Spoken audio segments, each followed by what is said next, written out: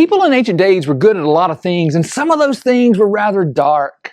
For instance, one thing that they were very good at, indeed astonishingly creative at, was torture. Now, many different ways could be listed from ancient days, but one particular practice that comes to mind from today's passage of Scripture is quartering.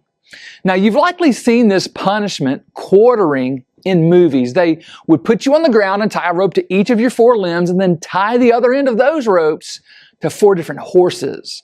And when it was all set up, those 4 horses would pull in 4 different directions and stretch you out.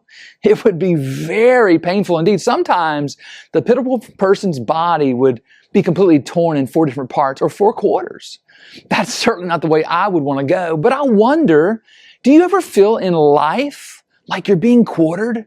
Being pulled in all sorts of different directions? I mean, it could be painful. It could be torturous. You're being pulled here and there and there and here, and you can't get anything done. It just seems like you can't win no matter how hard you try. Now, women in particular say they feel this way. The pressures of society pull women in all sorts of different directions, trying to get them to do everything. They're pulled to have a family and have a career and lead this club and serve in that cause and so on and so on. And it, in the end, can leave them stretched, even torn and frustrated.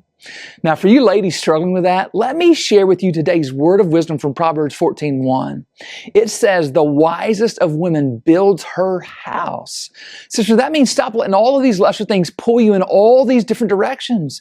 Give yourself first and foremost to the direction that matters. Prioritize your home.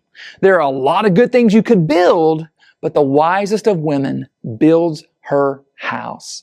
Change begins in you. The Change Begins in You is brought to you in part by Piggly Wiggly of Collinsville, Patrick Allen Companies, Mitchell Tire and Wrecker in Collinsville, and Mowdy Cabinetry.